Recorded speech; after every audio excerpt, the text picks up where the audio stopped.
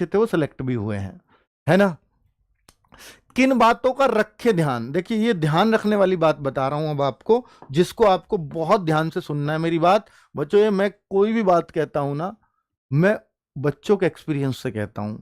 बच्चे ऐसे ऐसे आए हैं ना मेरे पास, फिर वो बाद में पछताते हो आप लोग भी। हर किसी बच्चे की बात ये काम की है कि जब आपके एग्जाम हॉल में आप एंटर कर जाओ, एग्जाम हॉल, सबसे पहली बात तो ये करना कि एग्जामिनेशन सेंटर पर जो आपका रिपोर्टिंग टाइम शुरू है, गेट बंद होने का समय मत देखना, उसको देखना ही मत। और रिपोर्टिंग टाइम है उससे पहले पहुंचने का टारगेट बनाओ, चाहे 5 ही मिनट पहले पहुंचो। रिपोर्टिंग टाइम आपका गेट बंद होने का समय को लास्ट टाइम मान के चले, उसको कभी मत देखना, वो आपके दिमाग को अशांत करती है वो बात। क्योंकि अगर आप रास्ते में हैं और आपने गेट बंद होने के समय, एडमिट कार्ड बहुत कंफ्यूज करेगा, एक तरफ लिखा रहता है रिपोर्टिंग टाइम, एक तरफ लिखा रहता है गेट बंद होने का समय, तो गेट बंद होने का समय देख मत लेना आप उसको, और उसको टारगेट भी मत मानना, वरना आप रास्ते में रहोगे, कभी कोई जाम की समस्या, कभी कहीं रेड लाइट, कभी कहीं कुछ, या किसी से कुछ रास्ते में थोड़ी बहुत चोट फेट अनहोनी कुछ हो गई, है ना। तो मैं उस बात के लिए कह रहा हूं कि भाई उसमें आप रिपोर्टिंग टाइम को अपना टारगेट बनाना, क्योंकि आप जिस दौरान आप रास्ते में रहोगे और आपके दिमाग में एक ही बात चलती रहेगी, यार गेट बंद होने से पहले मैं पहुंचूंगा या नहीं पहुंचूंगा। क्योंकि अगर 1 मिनट भी लेट हो गए तो एग्जाम दे नहीं सकते, कोई ताकत नहीं है फिर आपसे एग्जाम दिलवा दे, एसएससी इतनी सख्त चल रही है, ठीक है। अब अब आप मान लीजिए, मैं मानता हूं कि आप पहले पहुंच भी गए, गेट बंद होने के जस्ट पहले आप पहुंचे हो, तो पूरे रास्ते दिमाग में क्या चलता आया, दिमाग चलता ही आया, एक ही चीज पर टारगेट है कि पहुंचूंगा टाइम से या नहीं। तो आपका दिमाग अशांत हो गया, जो एग्जाम में आपको डिस्टर्ब करेगा ही करेगा। आपका एग्जाम अब अच्छा नहीं जाने वाला, क्योंकि आपने अपना दिमाग एक ही चीज पे फोकस्ड था, जो आपका एग्जाम पे होना चाहिए था वो फोकस हो गया टाइम पर। तो ये कितना आसान काम है जो आप सही कर सकते थे, जिसके लिए इतनी दिन रात मेहनत की, उसके लिए 1 घंटे पहले नहीं पहुंच सकते क्या सेंटर पे? ये तो जरूर करना, ये मेरी आपको पर्सनल सलाह है ना। दूसरा, एग्जाम हॉल के अंदर, ये अंदर की बात बता रहा हूं अब आपको, बाकी तो वो प्रोसेस अपना करेंगे ही। जब आपका एग्जाम शुरू हो गया, एग्जाम मान लीजिए शुरू हुआ, तो वहां के बाद की बात बता रहा हूं। शुरू हुआ, आप सीसीटीवी कैमरे की निगरानी में है, ध्यान रखना इस बात को, आप सीसीटीवी कैमरे की निगरानी में, और वो आवाज रिकॉर्ड नहीं कर रहा, आप बस यूं देख रहे हो उसकी तरफ, और पूछा और क्या हालचाल, कैसी है तैयारी, और भाई क्या हो रहा तुझे, तू कैसे उल्टी सी ले रहा है, कैसे भाई पानी प्यास लग रही है क्या, ऐसी बातें कर मत लेना कुछ भी। आपको मैं पढ़ाई से रिलेटेड थोड़ी कर रहा हूं, कुछ भी मत करना, क्योंकि सीसीटीवी ये नहीं देखता कि आप पढ़ाई से रिलेटेड कर रहे हो या फालतू की बात कर रहे हो। तो फालतू की भी बात नहीं करनी। एग्जाम सेंटर में आपके सामने आपका सिस्टम है, सिर्फ सिर्फ और सिर्फ अपने एग्जाम को करके और चुप निकल आओ। एसएससी ने इतनी सख्त निगरानी कर रखी है, एआई पकड़ता है आपको, और एआई ने ये देख लिया इसकी मुंडी इधर घूमी और इधर थोड़े से होठ खुले, चाहे आप ऐसे ही करने लगो, वो आपको डिबार कर देगा 5 साल के लिए। एसएससी जीडी खत्म आपकी लाइफ से, एसएससी ही खत्म आपकी लाइफ से। 5 साल बाद कोई वेट करोगे कि मैं किसी और सरकारी नौकरी की तैयारी फिर एसएससी से करूंगा 5 साल बाद, और अब तो 7 साल के लिए करता है, तो जीवन भर ही बैन हो गए फिर अब तो आप, है ना। तो इस बात को दिमाग में रखना कि एग्जाम हॉल के अंदर हमें किसी तरह की कोई बात नहीं करनी है, कोई भी बात नहीं करनी है, कुछ पूछना भी नहीं है, किसी की ताका झाकी यूं कर ले उसके सिस्टम में, और एक बार का वो माफ कर दे, दोबारा दूसरे के में देख लिया, ये भी नहीं करना। एआई इसको भी पकड़ता है ना। बहुत ज्यादा आप गर्दन को यूं यूं यूं ही करने लगे, फिर यूं हुए, फिर यूं हुए, ऐसी चीजें मत करना बच्चों, मत करना। ये एआई पकड़ता है आपको और वो सीधे डिबार करते हैं। ऐसे बच्चे आ चुके हैं मेरे पास, ठीक है। तो ये सब आपको सिर्फ एग्जाम देने जाना है, और इन बातों से डिस्टर्ब भी नहीं होना। जब आपका सिर्फ एग्जाम पे फोकस है तो फिर ये बात आपको अभी ऐसा लग सकती है, सर ये तो इतना ध्यान रखना पड़े, कुछ ध्यान नहीं रखना, बस बात किसी से नहीं करनी, किसी को देखना भी नहीं है। लड़की बैठी हो बराबर में, बिल्कुल मत देखना, नहीं कर देगी काम खराब आपका। नॉर्मलाइजेशन में किसको फायदा है नुकसान? नॉर्मलाइजेशन में यह बहुत बड़ा सवाल है बच्चों का। नॉर्मलाइजेशन में 27 तारीख बच्चों, बच्चों को एक डाउट है कि 27 वालों की तो मौज है। भाई क्या मौज है यार उनकी, पेपर सर।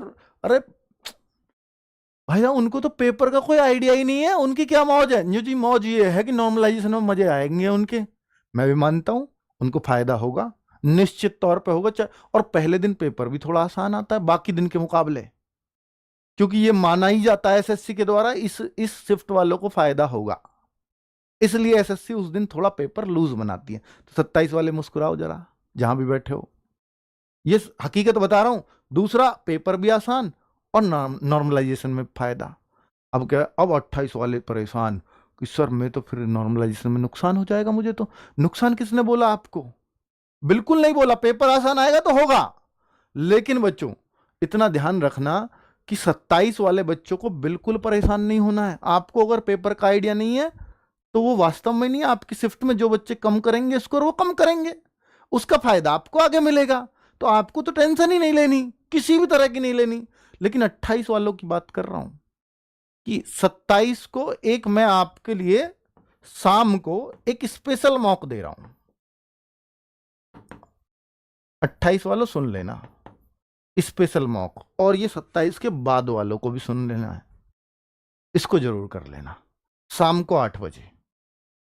इसका मुझे कोई पैसा नहीं मिल रहा, लेकिन अगर मैं पैसे लूं तो पैसे मिलेंगे बहुत इसके, क्योंकि ये स्पेशल मौका हर बार हम लोग देते हैं और इससे फायदा होता है बच्चों को। अब मैं वो सारी बातें यहां नहीं कर सकता कि क्यों फायदा होता है, पर इससे फायदा होता है। ठीक है, तो ये 8 बजे स्पेशल मौका दे लेना। आ जा शाम 27 तारीख को शाम को 8 बजे। जो नहीं देगा शायद उसको नॉर्मलाइजेशन में, मान लो 28 में होगा तो सबके साथ नॉर्मलाइजेशन में, लेकिन इनको उस बात का फिर फर्क नहीं पड़ेगा कि ये 4-5 नंबर वैसे ही बढ़ जाएंगे, 4-5 क्वेश्चन इनके ज्यादा सही वैसे ही हो जाएंगे, इतना फर्क तो आ जाएगा। ठीक है, तो अब जिसने नहीं दिया तो वो तो 4-5 क्वेश्चन वैसे ही पीछे हो गया, ये बात है। ठीक है, तो इसका कोई पैसा नहीं मिल रहा मुझे, ना मेरा को कोई फायदा हो रहा है, पर बच्चों को फायदा हो, किसी को कोई नुकसान ना हो, इस वजह से ये कर रहा हूं। क्योंकि एसएससी ने बैन लगा रखा है, कोई भी क्वेश्चन यूट्यूब पे हल नहीं करवा सकता, कोई भी बच्चा शेयर तक नहीं कर सकता किसी के साथ क्वेश्चन। तो भाई साहब फिर तो पूरी तरह से बैन हो गया ना मामला। तो चलो, अब नेगेटिव मार्किंग से डरे या नहीं, ये बहुत इंपॉर्टेंट क्वेश्चन कह रहा हूं मैं आपसे। नेगेटिव मार्किंग को दिमाग से ही निकाल देना अपने। मैं शुरू से कहता आया हूं एसएससी जीडी की नेगेटिव मार्किंग समझो है ही नहीं। क्यों नहीं है सर? 1/8 की है, 1/8 की है, 0.25 कटता। क्या बात कर रहे हो आप? 0.25 इसलिए कटता क्योंकि 2 नंबर का है, और 8 का इसमें भाग दोगे तो 0.25 आता है, और 1/8 और मिलते हैं 2। समझना मेरी बात, मेरी बात समझना। अगर 1/4 की नेगेटिव मार्किंग हो तो हमेशा तुक्का से नुकसान होगा, कभी फायदा नहीं होगा। और जब 1/4 से या 1/5 हो या 1/6 हो 1/7 हो, ये तो 1/8 है, ये तो बहुत दूर है। कुछ भी क्यों ना हो, सब में फायदा होगा नेगेटिव मार्किंग में। क्योंकि मैं आपको एक एग्जाम्पल देता हूं और बहुत बार दे चुका हूं, शायद सब बच्चों को पता भी होगा कि मैं 10 क्वेश्चन करता हूं तुक्के से। ध्यान देना मेरी बात पर। 10 क्वेश्चन, या मैं 12 ही मान लेता हूं, 12 सीधा हिसाब रखते हैं। 12 क्वेश्चन में मैंने तुक्के लगाए, मान लो मैंने कोई एक ऑप्शन पकड़ लिया, सारे पे ए लगा दिया, या सारे पे बी लगा दिया, या सारे पे सी, या सारे पे डी। मैं मानता हूं कि प्रायिकता इस बात को कहती है, मेरी प्रोबेबिलिटी इस बात को कहती है कि मेरे 100% 3 क्वेश्चन सही निकल आएंगे। निकल आएंगे कि नहीं? बिल्कुल, किसी भी ऑप्शन पर लेना, 3 क्वेश्चन आपके सही निकल आएंगे। ये बहुत ही बदकिस्मत हो गए जब आपके 2 क्वेश्चन निकलेंगे, और बहुत ही खुशकिस्मत हो गए अगर आपके 4 क्वेश्चन या 5 क्वेश्चन निकल आए तो। ठीक है, तो ये 3 क्वेश्चन है, अब मैं आपको इससे ही बता रहा हूं 3 क्वेश्चन है, और आपके इसका मतलब 3 सही निकले तो 9 क्वेश्चन गलत भी हुए, 9 क्वेश्चन गलत भी हुए, तो 3 सही के कितने मिलेंगे सर? 6 मार्क्स। और 9 गलत के कितने कटेंगे भैया? 9 गलत के 0.25 कटता है एक क्वेश्चन का, 25 निम्मा 225, 2.25। तो भैया ये जो 6 मिले थे, ये जो 6 मिले थे, 2.25 कटा, तो फ्री का 3.75 नंबर, 3.75 नंबर आपको फ्री का मिला। कि 6 मिले 2.25 गए तो गए। ये फायदा होता है इस तुक्के से।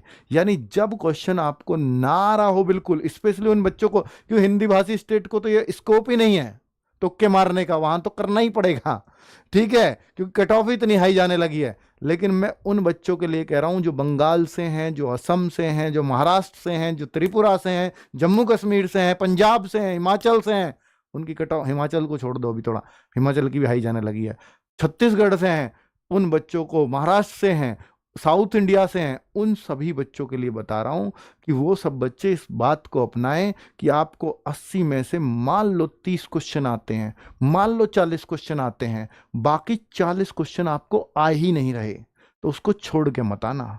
उन 40 क्वेश्चन में एक जैसा ऑप्शन भर के आ जाना, या तो सब में ए या सब में बी, जिसका आपका मन करे। ऐसा मत करना किसी में ए, किसी में बी, किसी में सी, तुक्का मारने को कही थी, नहीं, ऐसे कभी सही नहीं होगा, इससे हमेशा नुकसान होगा। या तो सब में ए, या सब में बी, या सब में सी। 40 क्वेश्चन में से 10 सही हो जाएंगे आपके, और 10 अगर सही हो गए तो 20 नंबर मिलेंगे, और गलत कितने होंगे? 30, और 30 अगर गलत हुए तो आपके कटेंगे 7 नंबर, तो 20 मिले, 7 कट के 13 नंबर फ्री के लिए, फ्री के लेके आओगे इनको। ये आपको कैलकुलेशन सिखा रहा हूं। हाँ, झारखंड वालों को भी थोड़ी हाई जाने लगी है कट ऑफ आजकल, ठीक है। तो ये मैं आपको थोड़ा तरीका बता दिया है कि भैया नेगेटिव मार्किंग से क्यों नहीं डरना है, ठीक है।